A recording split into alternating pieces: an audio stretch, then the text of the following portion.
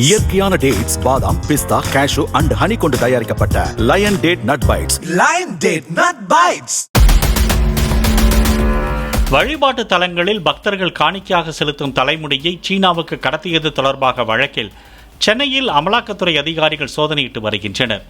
உலகளவில் விக், hair extension உள்ளிட்டவற்றுக்கு demand அதிகரித்துள்ள நிலையில் அவற்றை தயாரிக்க வெளிநாட்டு நிறுவனங்கள் பயன்படுத்தும் மனித தலைமுடியில் 85% இந்தியாவில் இருந்துதான் செல்வதாக கூறப்படுகிறது.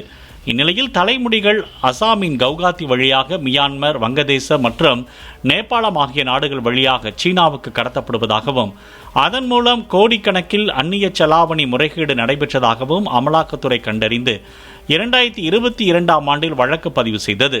இந்தியாவில் சட்டப்படி மனிதர்களின் தலைமுடியை 1 கிலோவிற்கு $65 வரை விற்பனை செய்ய அனுமதி அளிக்கப்பட்டுள்ள நிலையில் கடத்தல் கும்பல்களை சேர்ந்தவர்கள் இந்தியாவில் 1 கிலோவை $100 வாங்கி சீனாவில் அதிக விலைக்கு விற்பதாக சொல்லப்படுகிறது.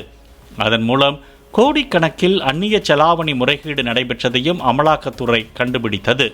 அந்நிறுவனங்களுக்கு தலைமுடியை விற்பனைக்கு அனுப்பிய கோடம்பாக்கத்தை சேர்ந்த வெங்கடேசன் என்பவரின் ஓம் சக்தி முருகன் என்டர்பிரைசஸ் மற்றும் அது தொடர்புடைய இடங்களில் அதிகாரிகள் சோதனை நடத்துகின்றனர். இயற்கையான டேட்ஸ், பாதாம், பிஸ்தா, கேஷு அண்ட் ஹனி கொண்டு தயாரிக்கப்பட்ட lion date nut bites. Lion date nut bites. Play store மற்றும் ஆப் ஸ்டோரில் இருந்து பாலிமர் செயலியை QR கோடு மூலம் பதிவிறக்கம் செய்யுங்கள். செய்திகளை உடனுக்குடன் பெறுங்கள்.